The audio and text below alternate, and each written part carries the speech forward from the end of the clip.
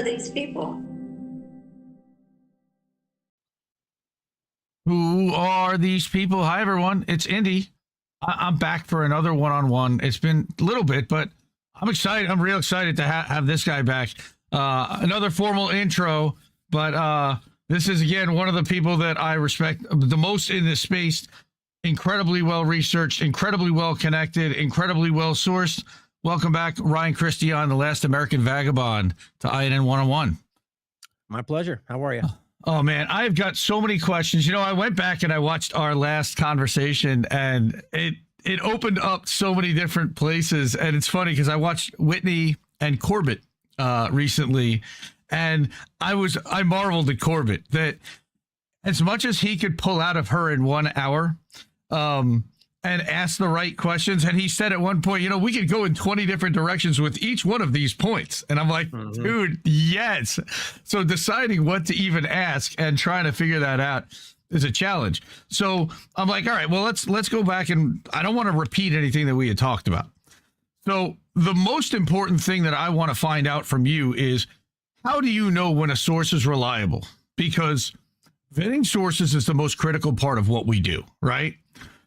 How many times do we get people to opt territory before they get dismissed? Because we all paid attention to Ian Carroll, and we all paid attention to people like Lord Bebo and all these instant breaking news people. I know we've had conversations about that. And then the third part of it was about not engaging with trolls and the bad faith paid shills, the ones that we know are getting the $7,000 checks. Like, dealing with all that, how do you know it's viable? That's, I guess, the most important thing.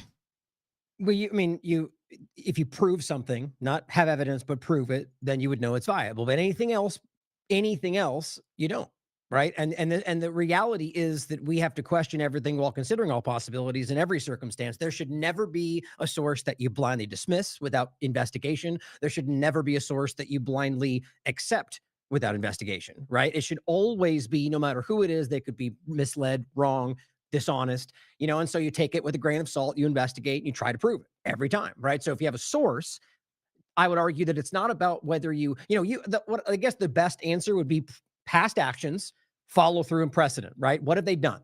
What have they been saying their entire career? How often have they been correct? And how many times have they been caught lying? How many times do they end up being, a little bit off base? And then how do they follow up? And what do they do after that?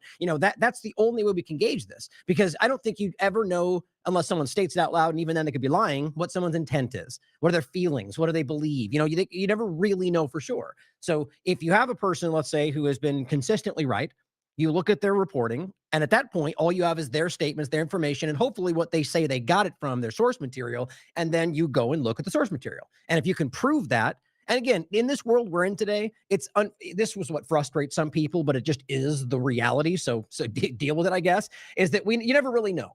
There are certain, in some cases, right? So you can have something like a document. It's possible that was forged, right? Digital information. It's possible it was a deep fake. It's just keeping that in mind. You can only go so far. Like, that's just an asterisk next to everything, if you get my point. But so with that being the always kind of case, that there's always, if something new comes along that opens the conversation, you should be open to it, right? Is you take that person's information, you look to the source material, and you prove it as best you can. And if you can, then, to a degree, or at least like enough evidence, then I would argue is reportable. So you take it and you say, here's what seems to be, the evidence-based argument from this case. Here's where it came from. Now take another example of somebody who's been consistently wrong to counterbalance that, right? Someone like, I argue, despite the claim, somebody like an Alex Jones or somebody out there who is constantly throwing out things, 75 things against the wall, one of them may stick, and they go, oh, I was right, but so were the other 74, or the other 74 things are wrong. Is that you take someone like that has been consistently showing you they're being dishonest, showing you, or at least misled, I think dishonest too, they say something. Well, you then also, this may seem counterintuitive to people that want to take someone to listen to, you also take that information. Now, I consider that they were, this person may be trying to mislead you, so let that flavor what you're looking at, but you still look. You still do your due diligence. You investigate. You look for the source material, which those kind of people, it's rarely there. So it may be easier to reach the point where you recognize that they're, talking out of their ass, if you will. But so overall, that's where it has to be. And see, that's what's so confounding for some people, is they want to have a paragraph. They want one person's headline. They want, what did Jones say that day? What was the idea? What am I supposed to think about this story I'm hearing? Instead of going, I'm going to spend an hour trying to understand it. And I get some people don't have that ability. They don't have the time, and that's just, again, that's just is what it is. So if you don't have that time, then don't represent like, right. This is it's a difficult reality, but so there is no source you should ignore. There is no source you should blindly trust, and that's the reality. Yeah, thank you. And I think that's really important. Sources is actually one of the things that Reef and I go back and forth about, and not just about people, but outlets specifically.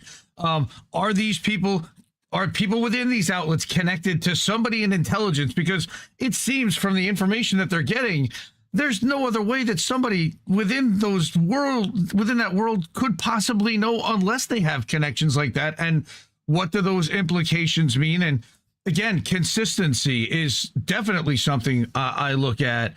And, this is something that in determining who the best of the best, quote unquote, of independent media that I look for, people that do get it right most often and try to spread truth and get to the bottom of what's real and will own up to it if they're incorrect or they get led. And reverse course if they get new information. And the doubling down. That's something I also see from a lot of these people, right? Yeah. Well, and adding to that too is that, like, let's just say you have somebody who's been correct about everything, but yet they come out and make a very, like, for example, push that you should trust somebody because of who they are, or left versus right partisanship points. That's, to me, it's not just about being right and wrong. It's about the way that you got there as well. Like, so if there are people out there who are pushing you to accept emotionally driven arguments, even if that leads you to the accurate position, they're also doing you an injustice. It's about the critical thinking, discernment, having some kind of a nuance in this. And it's just, that's what's being, at least they're trying to kind of weed out of this. I think it's having the opposite effect, to be honest. But yeah, like these kind of people out there, like, it's like taking what somebody like, so Trump or Hegseth or somebody comes out and makes a point. Here's what the reality was. Nothing to back it up. In fact, there's plenty of evidence to prove they're lying, but they just state it forcefully. And you have a waterfall of blind supporting partisans that come out and go, we knew it. You were wrong. See, because he said so. And it's like, that's the government. But to them, it's not, because that's that's the power fighting the deep state, or whatever the left's thought about during COVID. It's like they view it as their team fighting the other bad guy side. But that's, the different conversation maybe we can get into. Back to the source material point of it is just that it's actually more simple than people want to give it. It's simpler than it seems. Because at the end of the day, even like you're saying, the people that are lying, or even if they literally work for the CIA, they could also put something out that, even with the intention to deceive you, but it's still a truthful piece of information. You know what I mean? So this is why it's a difficult field. Not anybody can just, I would argue anybody, if they really put the time in and effort and tried to, steel themselves, could do this work. But I think that's why most people don't, is because it's actually quite complicated. It's uncomfortable, and you don't really know. And it's a lot of gut instinct, but proving things, and, and you kind of just let it go where it goes, but you can't claim you know something when you don't. And that's most of the time, to be honest. I mean, the Stockwell thing, comes to mind. That reminds me, they feed them true stories most of the time. And I think it was, maybe it was Patrick Henningsen that called out Adame Media. I remember this like a year ago. And he's like, 5 out of every 6 things he gets right, he does, are genuinely okay and right. And the 6th one is a whopper, like every time.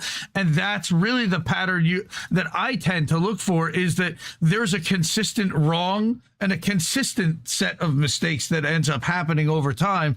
And maybe that's intentional, and maybe it's not.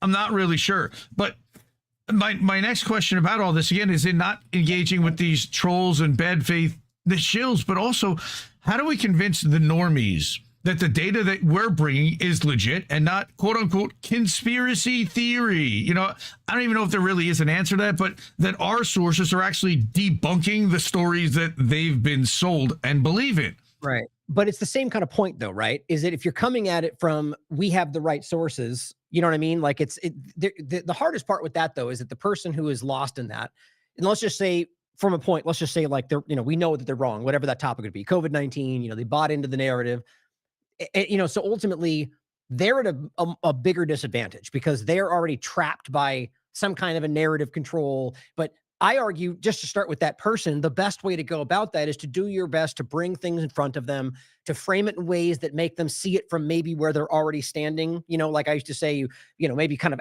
come at it from like we're both on the same side, like, hey, masks are saving us all from what's happening. But hey, did you see this study that makes it sound like maybe they don't work as well as they thought they did? It's like that may feel a little dishonest, but at the point is it's like, if you come out and go, you're wrong about that, let me prove it to you. Most people put a wall up.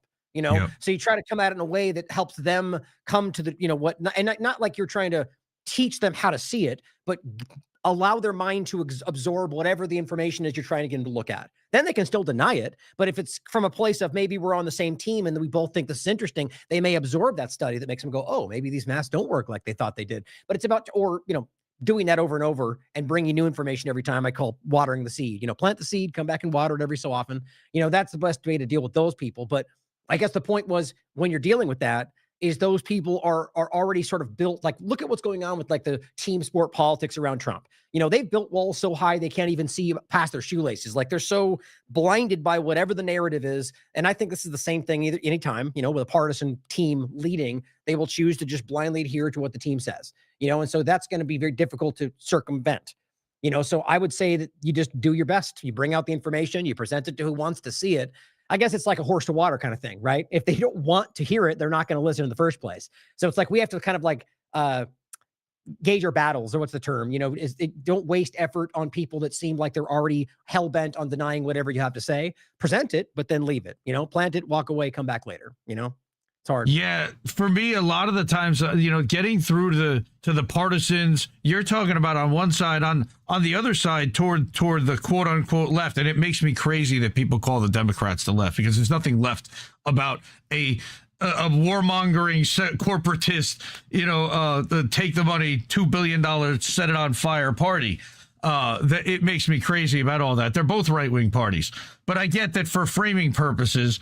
So from that whole side of it, they're still screeching about January 6th was an insurrection, and it's still COVID still. I mean, and now it's what, H5N1. There's a new flu. Like they want it. They're asking for it in some ways. Is what it scares me, because I don't want any of that stuff around. I'd like to have it prevented, and of course, Trump eliminates half the people that would potentially find some of that or score some of that or whatever it is. And that's frightening enough. But it's getting past this mindset of this was not an insurrection. This was a riot. Like, if this was an insurrection, they would have brought weapons. I mean, there's so much evidence that this was an orchestrated psyop, for lack of a better word.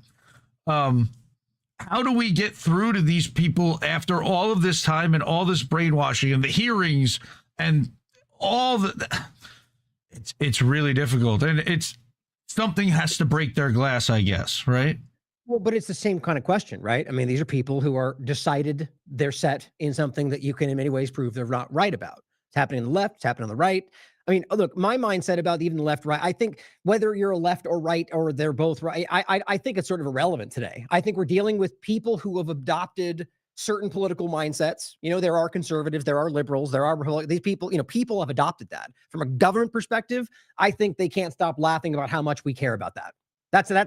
It's probably more nuanced than that, but at the end of the day, that's the best way to frame it. I think that as long as they keep us in any way engaging with the left-right paradigm, they're winning. That's how I see it today. And so it's like, we're at a point now where, let's just take the January 6th topic, right? Let's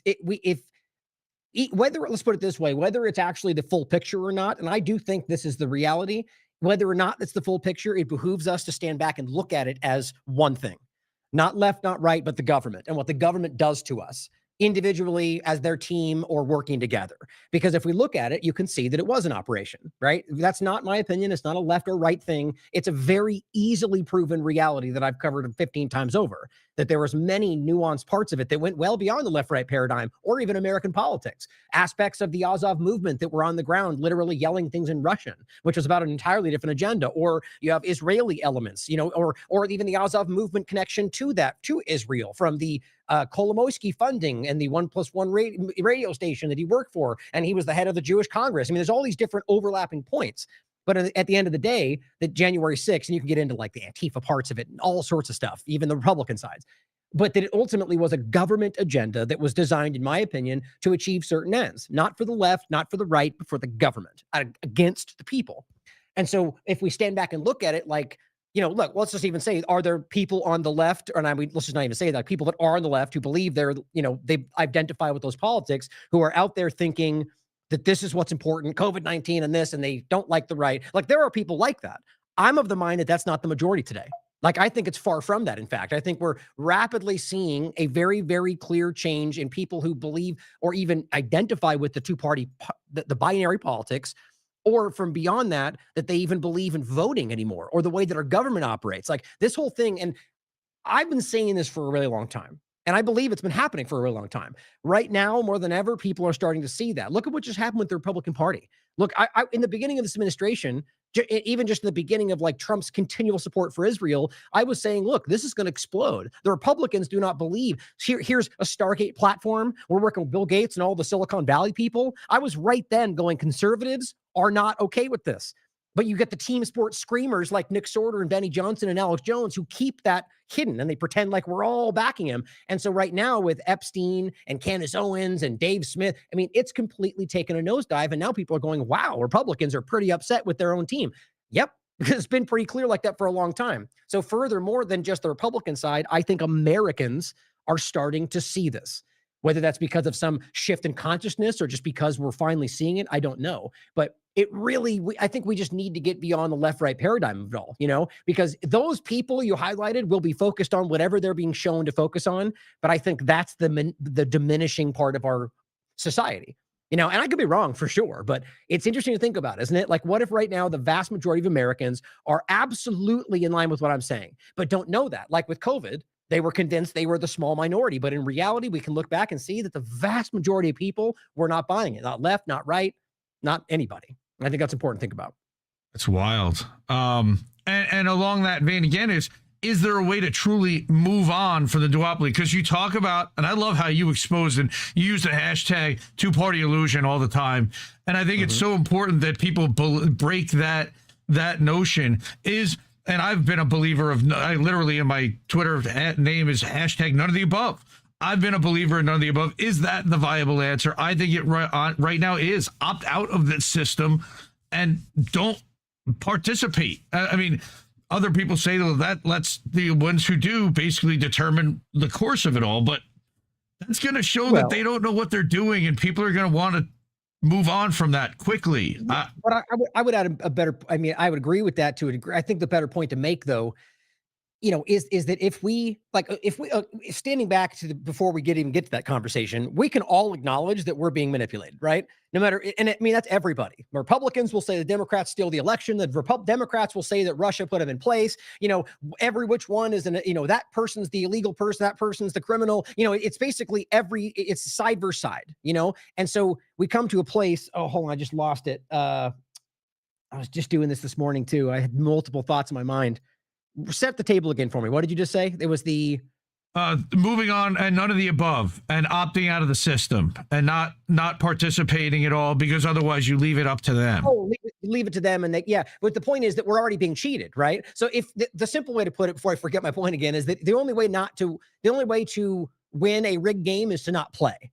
Right. And that's a simple concept, right? Now, who knows? Maybe there's more nuance to it. Maybe they alter this and that and everything. And maybe your vote, if enough forceful and, you cheat back or enough, that maybe you can have some organic outcome. But I just think it's kind of insane to think about. My point in saying the first part was that everybody in one way or another can point to an example where they think the system's broken. But then when it becomes their turn, it's like everything works. I mean, how are Trump and them going to say that everything was stolen? And then they go through the same process with the same machines and everything going exactly the same way. And it just all worked out this time. And they won.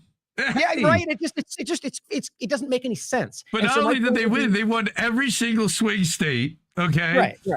There are questions, and now again, you've got the Democratic side screeching about election manipulation and machine stuff, and now you got Dominion got sold to a right-wing donor. Now it's called Liberty Vote. That's frightening enough.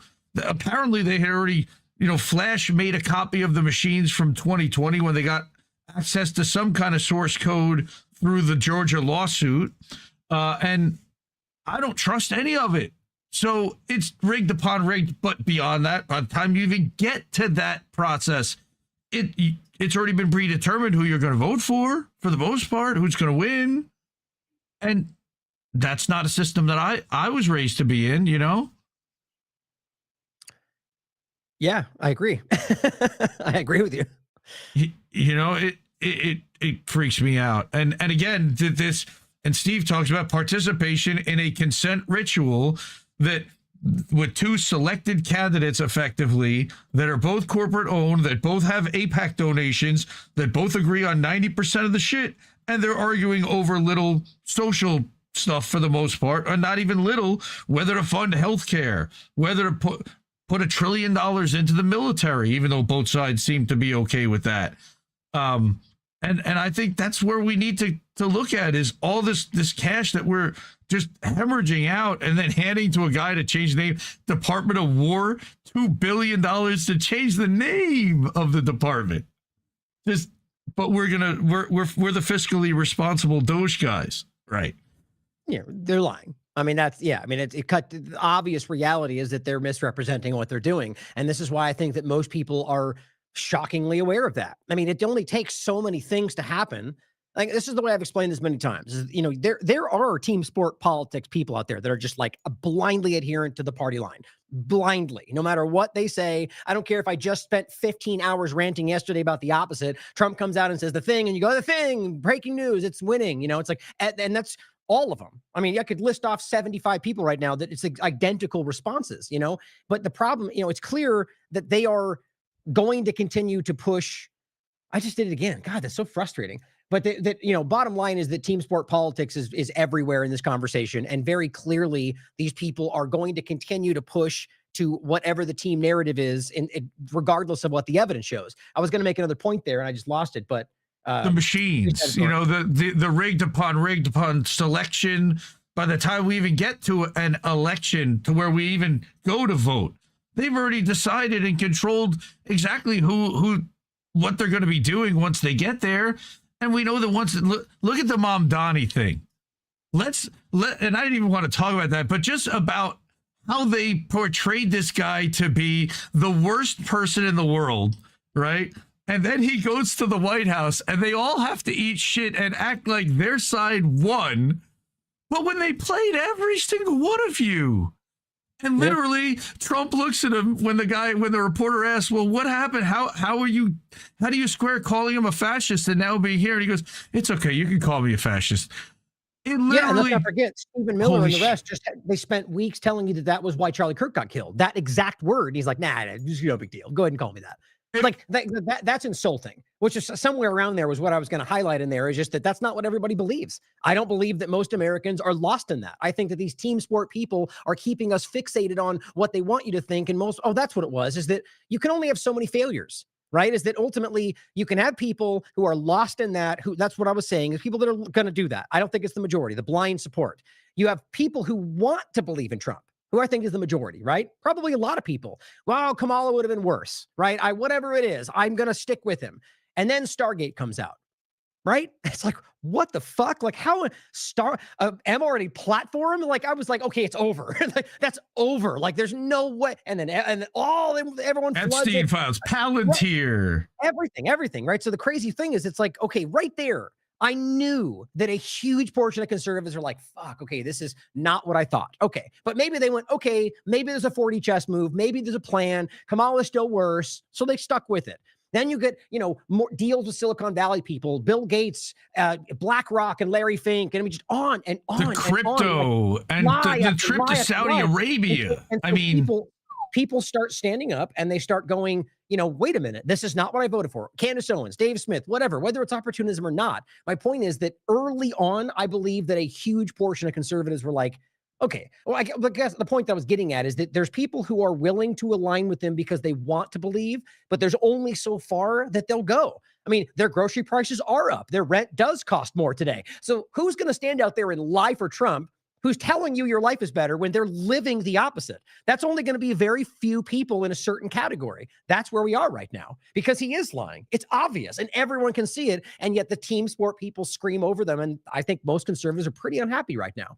And I mean, same thing, COVID and the lefties, I mean, you can see how this continues to oscillate. It's just an important time right now. I think we're living through something that's very important. And if we can make a difference, and I think we've been through these moments in the past, if we can effectively make something happen here and use the momentum to actually shift positive and not into some QAnon Russiagate kind of spinoff, then we can see something actually change. I believe that.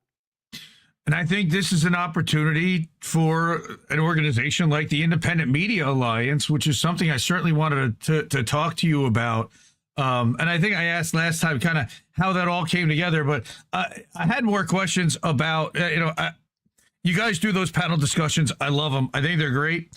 I'm looking forward to seeing the thing happen with Odyssey, whatever that does come off. I don't know if you had any update. I really wanted to ask a little bit more about your relationship with Whitney. I don't know if you want to talk about it. How did you meet Whitney? How did you earn her trust and convince her to write with TLAV? Because she certainly doesn't write for anybody. Talk about her and the impact that her work has had on the news landscape and what the Independent Media Alliance could do for her work to amplify that messaging as well.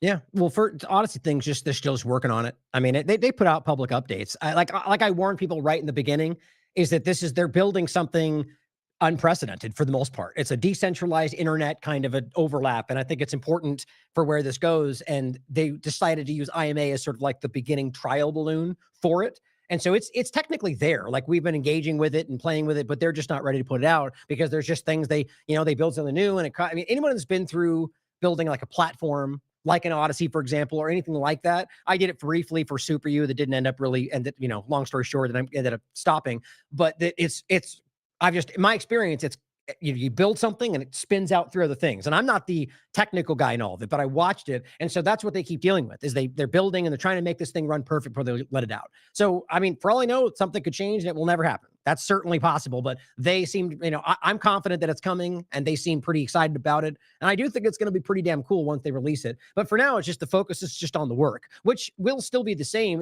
This will just give people like a central spot to go. That's not just TLAV or whoever hosts it, but like a central IMA location on that Odyssey hub. That's the only thing that will change. The work will stay the same. In regard to Whitney, I mean, I've talked about this in the past too. It started a long time ago. She was working at Mint Press News. She was a writer on Mint Press News. She wasn't even that well known at that point. She was just a writer that was kind of, in the gaggle of writers from Mint Press News. And she was writing about Yemen at the time. And I just was like, man, I was at the time I was really covering Yemen. I interviewed what was his name? What was his name again? Now I'm gonna blank on it.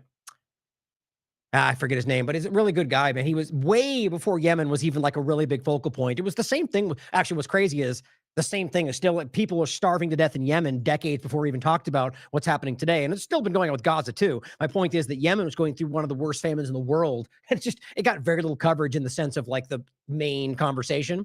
And they were working with Al-Qaeda. And it's like the same thing. It's just, this is everywhere in the world our governments are operating, Israel included, by the way. And so I was really invested in trying to highlight that. Look at all these people that are starving to death, eating leaf paste because of what our government's doing with Saudi Arabia, And the same kind of thing where they would have fake ceasefires. And then the Yemenis, the Houthis, which, by the way, interesting for those that don't know, the relation to today with the piracy and these things all interconnect. The Houthis were the group. They were the popular supported group in Yemen. They were trying to fight for freedom and they were supported by the people of Yemen.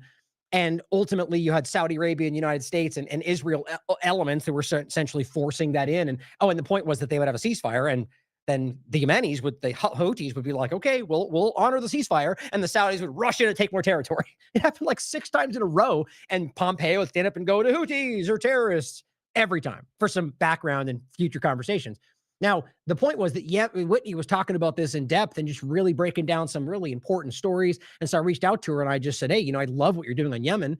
I'd love to have you on for an interview. And as I understand it, I believe that was the first time she did a public interview. And so she came, because she was kind of worried about doing it. She wasn't used to it. And so she wanted to join me. So we set it up and we did an interview on Yemen. And then we put it out and she went back with Mint Press News. And then we had touched base off and on a few times about that topic and others. And I just reached out to her and I said, hey, I really like your work. I think it's special out of everything that's happening there. And I don't want to step on anybody's toes. I love Mint Press News, what they're doing. But if you wanted to write for me too, I would love that. Here's what I'm offering. And she loved it. And I said, yeah, let's do it. And so she worked for both for a little bit of time, and then eventually just came over full time for TLAV and did like the bulk of our COVID work during that time frame, like through TLAV, and then at the same time, and sort of like, and this is something that's important for me as an editor, as a running of a platform. Most people do this and they bring people on and they want it to be like, you're this. And I feel like that's stifling, So like with Derek, for example, same kind of thing. As always respected Derek's work, and so I was like, hey, come write for me, be a part of TLAV. But then at the same time, I'm like, I don't want you to give up everything you're doing. He had conscious resistance for so long. And so and my point is we should build and grow and help each other together. So she started building Unlimited Hangout while she was working with TLAV. And so think about how important that is today, So that's all them. That's all her work. I really had no part in anything other than just her working with TLAV, but it just makes me feel good about what I'm doing to be able to have a kind of a spot where that can help grow other things. And, I think TLAV has had a good impact on the independent media field. And so we grew from there. We started writing about a lot of different things, and then obviously through COVID-19, I think we were at the forefront of that conversation. And so when she laned more into Unlimited Hangout, there was a lot of effort that went into building all of that. And then honestly, there's back and forth through that where we had more surging here and there. Then it became more of a, as everyone can see from her today, she's been dealing with family stuff and, pregnancies and all sorts of different things. And also just is a very prominent person in the conversation, So it's like, my perspective is I don't want to be out there trying to absorb all of her time.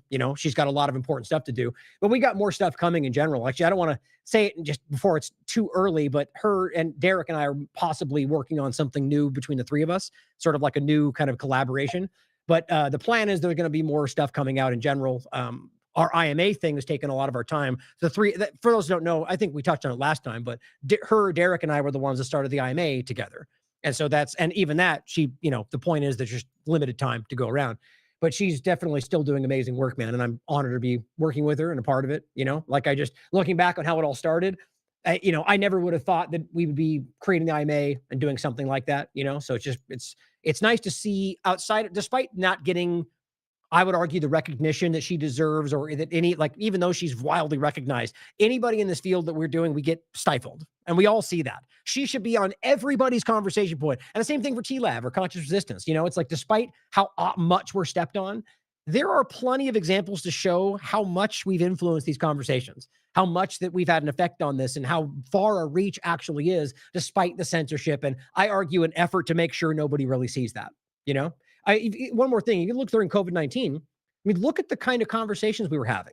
Look at the people that Derek and Whitney and I were interviewing during that conversation, and then look at where they've later ended up.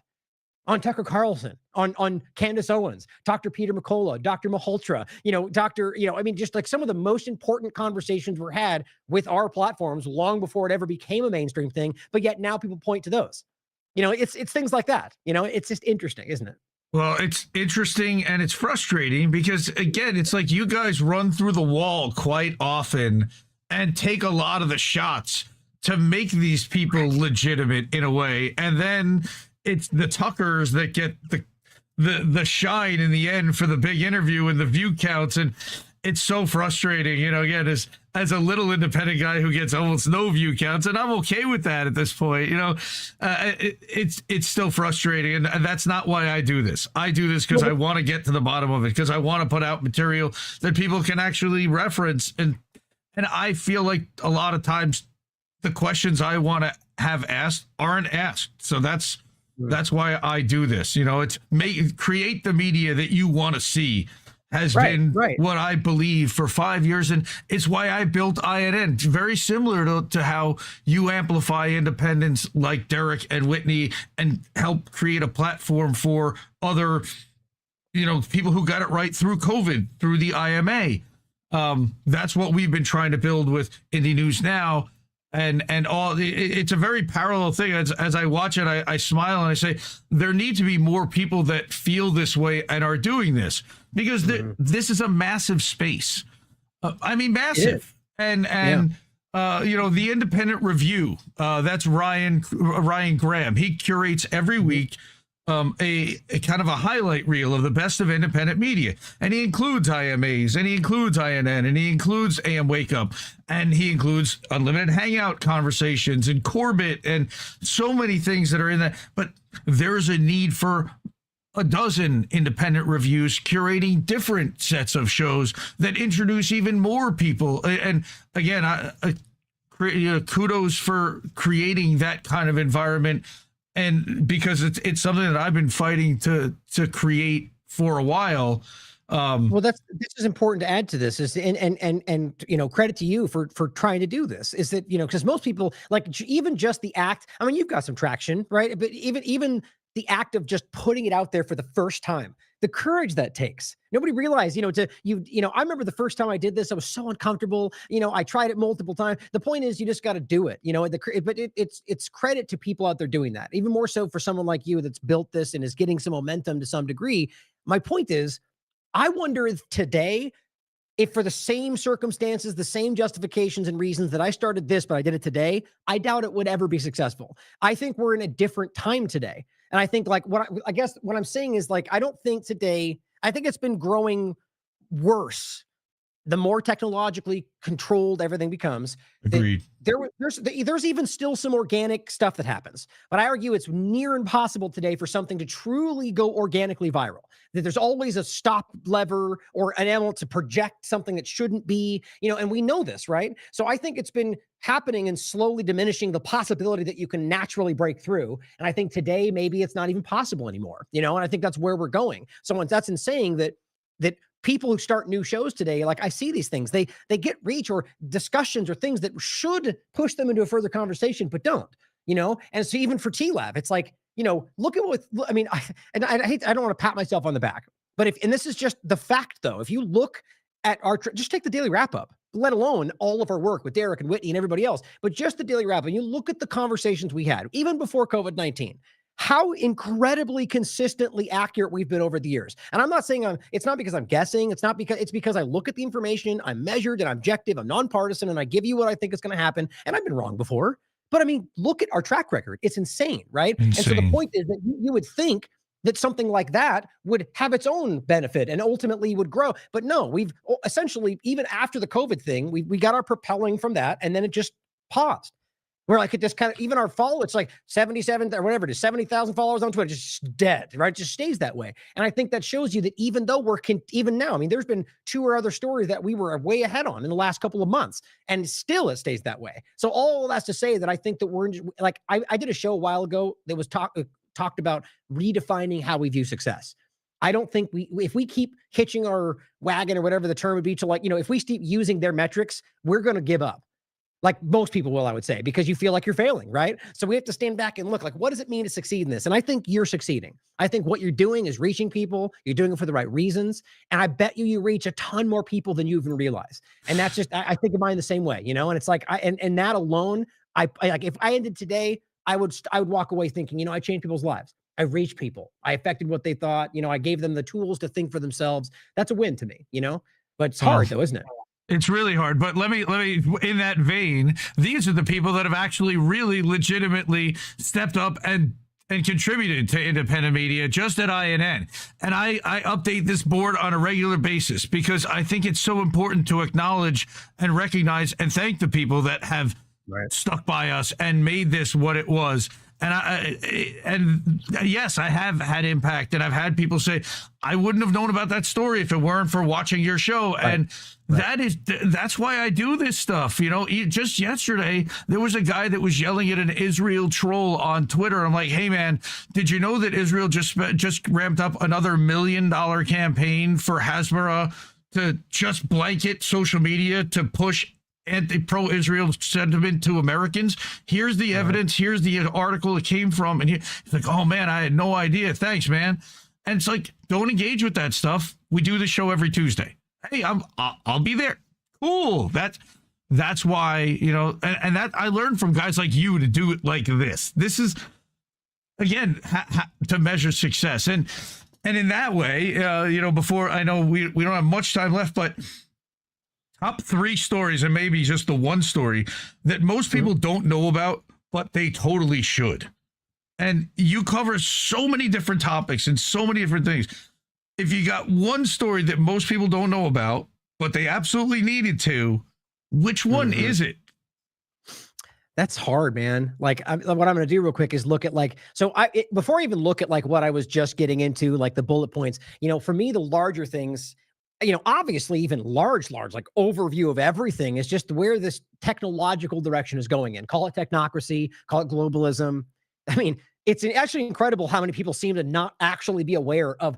I mean, it's not even a secret conversation. They're literally directing and signaling what they're building and how they're doing it. I mean, it's being able to connect all those pieces to see what that will amount to. The lack of liberty and freedom in the world that they're trying to create. The same great reset, WEF, yellow nothing and be happy that the Democrats are pushing. It's the same damn thing. They're doing the same thing with the same people, So if there's one thing, make sure that you just understand where, the world that they envision for us and the peons that they see us as, right?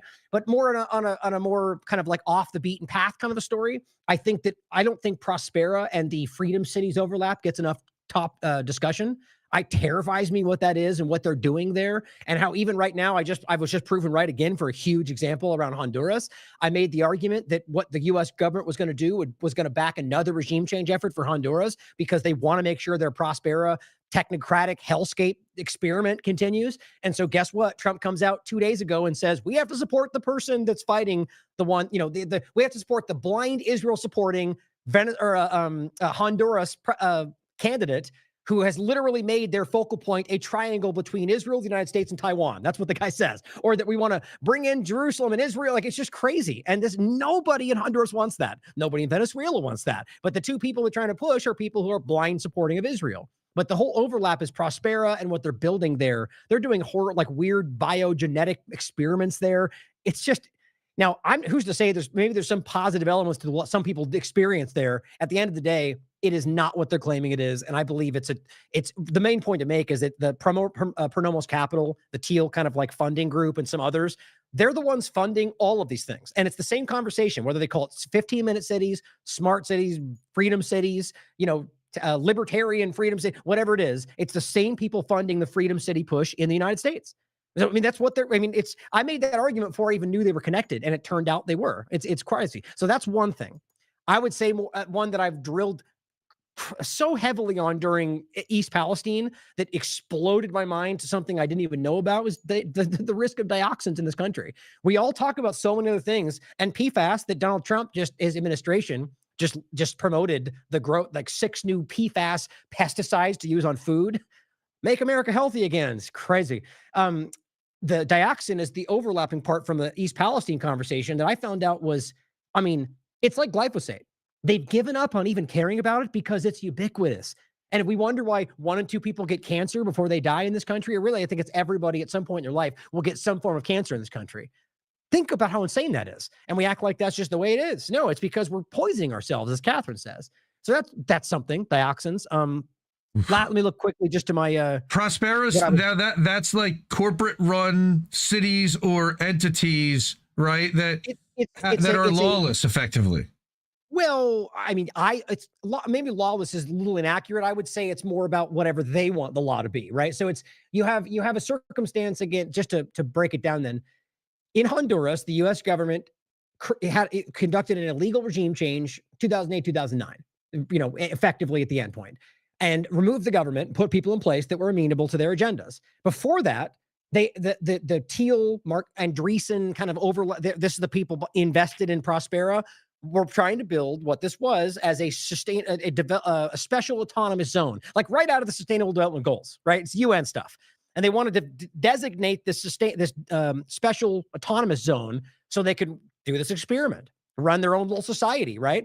And they didn't want that. So that's when they regime changed them. And then they said, hey, come on in, right? Then they had another hitch when they wanted to actually designate it that special zone. And the Supreme Court said no in Honduras. So they did what any freedom-loving country would do. They removed those judges and put people in place that did what they want, And so it's all illegal, right? So then they got what they wanted. They got the zone. Then you jump forward a decade or more, and the government, for whatever reason, is no longer wanting that. I think it's because the U.S. government, the rest are spread very thin with what they're dealing with. And so they lost control over that. There's only so many regime changes they can conduct. And so now the government of Honduras says, we don't want you here. Nobody wants you here. And so Prospera, Teal, and the rest sue them. Even though they did all this illegally in the first place, they sue them for about a third of the entire GDP of Honduras, which is insane. So even if they win that, they effectively seize control of the assets of the government. So they are the government. So all that's to say that now they're in this limbo state where the government doesn't want them there. They're suing to stay. And what happened was the current leader of Honduras came out a couple months ago and said, the U.S. government is trying to regime change us again. And I said, I bet you I know why. I think it's because Prospera is biding its time until they can put somebody back in power that will let them stay. And then what do you know? Donald Trump comes out 2 days ago and says, we want the person that Israel likes, who will allow them to get what they want. And I think that's what this is. And they're just buying them off. I mean, I genuinely think the technocratic part to your question. It's technocracy. It's about growing out, their kind of technocratic smart city, all the different, it's all the concerning things we talk about from the Great Reset. That's what they're doing to make it simple. Go ahead. So it'll be technologically like cool to live in, but you're not going to be able to really leave or afford to do very much outside of that. Your digital money might not even work in certain other places potentially. And that's the point of Gaza, right? The same thing we do in Gaza, digital money, tokenized everything, technocratic leadership. That's Gaza is the same. It's one of the same overlaps, but I wouldn't say that I know exactly how it will go. The point to take away from it is that you don't have any autonomy. They decide you own nothing and you're happy. That's the point. So whatever they want to make it is what it will be. And you don't have any insight in that or any involvement. And that's terrifying. And these people are not good people. Just think that's very obvious. Right. Oh, man. And like the worst of the worst and all CIA connected, going back to, again, this is Whitney's research with Poindexter and total information awareness. And a lot of people don't know the history of Facebook and how that came to be and how Thiel is involved with both of those things, was a seed founder in Palantir and Facebook and mapping the entire internet and the entire human behavior. I didn't even get into asking you about Y-band and like the future of how they're mapping this out and how they're going to use humans to power stuff in the future. Like the stuff that's coming out now is remarkable. Can I touch on that? And I'm sorry to interrupt you just because it's funny. I only have so many minutes left, but somebody recently reached out to me about that and was like, why don't you talk about this? And I'm like, what? Like, my work. I'm like, I've talked about that so many times, like whether it's an entire focus, the wireless body area network, the idea of like a nanotech overlap to that. Like I believe I've talked about that many times. So let's just briefly point to that is I think it's important to consider how this overlaps. Even when you get into the AI thing, Whitney and I had some crazy conversations about this way back when about the idea that maybe one part of what they might have been doing, hypothetical, of the shots is using some kind of a nanotech overlap to sort of create like a mesh network amongst people who have it in their body, which then could allow them to sort of be able to evaluate the way the brain works at a much higher level, because she argues they were failing to reach what they were trying to with AI. And so it's like that. Think about that with the idea of a wireless body area network, and even more so with the connection to like using your bodies as batteries, which is a very, very real thing. The Matrix. It was literally the Matrix. The director of these things. It's like Terminator and the Matrix mashed together. It's terrifying. Yes. That's funny because I was going to say one of my questions, and again, it's like 6 parts and there's no way we can get to it, but how do we live with AI? Because it's not going anywhere. All the big money's invested in it. Now data centers are literally paying lobbyists to get the laws on their side. The bosses are pushing it. Our kids are using it in school, and we know they're not learning a fucking thing because they're just regurgitating whatever is told to them, and they're absorbing some of it as entertainment, not as actual learning. Info is being memory holed, left, right, sideways, and everywhere. Stuff's being erased. Entirely different narratives are presented from reality thanks to the AI. Nobody asked for any of this stuff. And my first question is, if we need to lawyer our way into getting to the right answer, where's the real value when you can only trust on it to give you like objective answers to objective questions that have definitive answers? Because it's just an amalgamation of everything that it sees, and garbage in, garbage out, right? Exactly. And you can slant that if you have enough power, right? Enough like CPU power, right? You very much could. But let's not forget what Google said a long time ago. I believe it was Eric Schmidt, but he said, eventually, if we do this correctly, we'll get to a place where you get one answer, the correct answer. to whatever your query is. Like, so, the argument being that you'll ask, like some abstract thing, but because of how intelligent it is, it'll be able to give you the one thing that you were asking for, or they'll just give you the one answer you're supposed to take, and it's like, you can see it as amazing and they'll give you the right answer, or pretty dystopian. And I think it's obvious where that's going, and so you're right, is that it's being, what's another word? Like it's being dumbed down in a very easy sense, but where people are being kind of funneled into a place where there are only like binary responses to things, where it's like intelligence has been like, channeled into this direction where, they're learning by memorization, which has been, that's how doctors learn today. Ask doctors about medical school now versus 50 years ago, or even before the American Medical Association, the Flexner Report, we used to actually think and care. Now it's like regurgitation and pills, and doctors will tell you that. I think this is the model that our controlling structure wants. They want mindless automatons. And what's interesting is, guess what our school system pumps out? You probably know this. Our school system is quite literally based on a Prussian model, Prussian with a P, doesn't exist anymore. But the point is, it was a structure that was literally designed to pump out obedient workers. You can look it up. And so we've never gone away from that, and there's a reason that the power structures in this government and this country have clearly driven us in this direction. Even our medical system is still quite literally based on a triage system from wartime. It's based on the idea of getting you just healthy enough to get back out there. That's what we do. It's just wild, man. It's and sick care. It's not health care. But, and again, the drain on resource, I think one of the top things you talked about, dioxins. Okay. Absolutely. And I've always been so focused on the environment since we got into this. Erin Brockovich should be one of the biggest stars in the world with the way that she focuses on water, and also Scott Smith. Thanks to you, I knew who Scott Smith is. Okay. Yep. That he's been testing the water, and you have to be able to test. And if you can't test, you don't know. Yep. And you can't just stick your head in the sand and say, well, I don't really know because we're not testing. That's what Trump wants to do. They want to turn off all the measurements because, God forbid, you got a bad report. All right. But the drain on resources, which you've been talking about, and the data center drain on resources, I think, again, scares the shit out of me because my wife just had a thing where she needed to write a letter for something for work. And what did she do? She plugged it into Chat GPT and it gave her the exact answer that she wanted. I'm like, oh no, this is hard though, because look, right now I'm with you on this. I think this is a, God, what's a good analogy for that? There's plenty of them. I can't think of one. It's something that is, there's positive outcomes to it in the moment, but long term, it's a trap. It's a trap, And so I'll use it on the show to be like, okay, here's Elon Musk saying, I did it for Doge, for example. Elon's pointing to the Doge account saying Reuters is lying about that we closed down, and Elon Musk goes, look, see, they're lying. And I asked Grok, did Doge shut down? And he goes, yes, it shut down on November 25th. I said, even your Grok says you're wrong, and it's like we should never trust it. But there are, even I'm finding uses for it, and I'm like, fuck, I shouldn't do that, but it's always a juice worth the squeeze kind of a moment. My point is, as you probably know, this is being done by people every day now. It has become the Google. There are companies that are freaking out because their searches have dropped.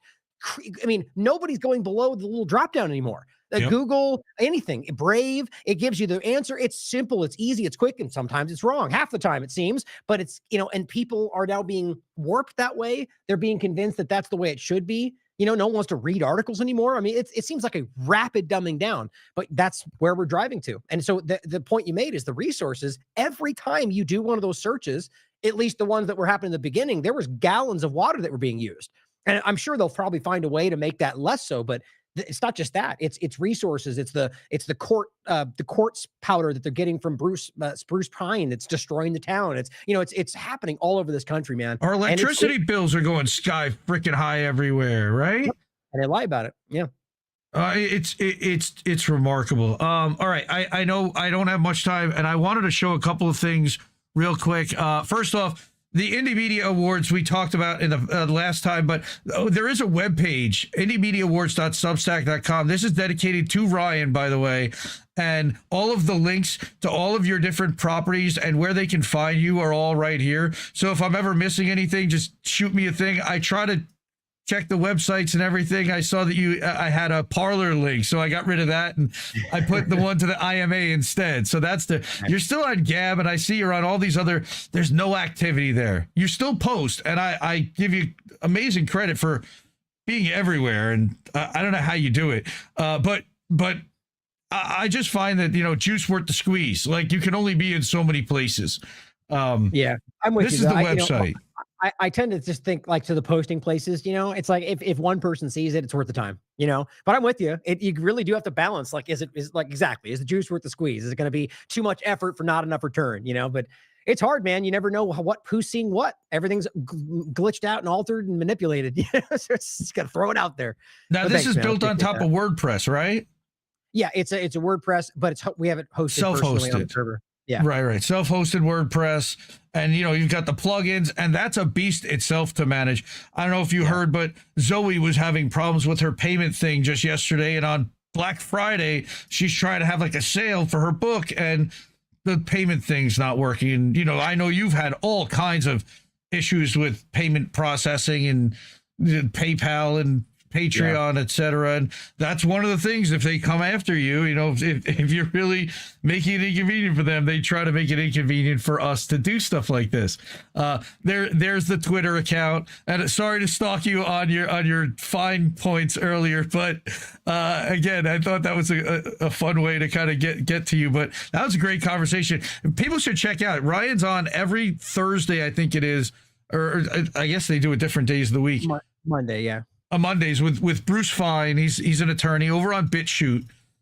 So check that out for sure. Here's the Substack, the Rumble channel. I'm actually a paid monthly subscriber here, which you can buy a subscription. It's $5 a month, and all the money goes to Ryan. Rumble doesn't take any money of the paid monthly subscriptions. I also wanted to show people your Substack. All right, where all the articles and everything also gets posted to, and that's an email list. So you can subscribe there, get all that free, but also you can upgrade. Go ahead. No, just real quick. It's everything but the daily wrap up. Gotcha. I just decided to make that the case because it's sort of like if you just wanted to get the article content and the interviews, that's like the central place to it. But if our website ever gets like removed or taken down, I'll probably just shift into doing it on Substack for the time being. So it gives me that too. Or whatever Odyssey Portal is, because Odyssey Portal is going to be very similar to this, is my understanding, correct, in a lot of ways?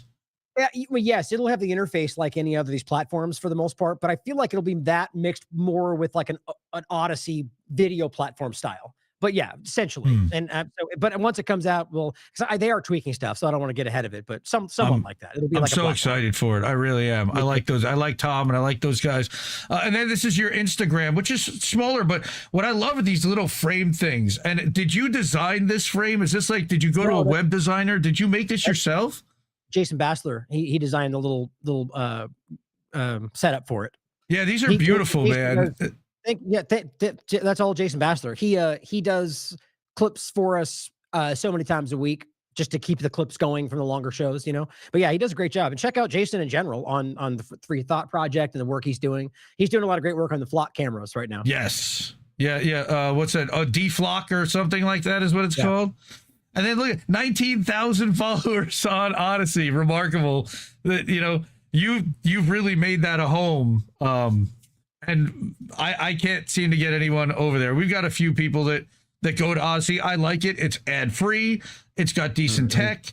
It's got all the bells and whistles. And you can even publish there now and do a bunch of other stuff.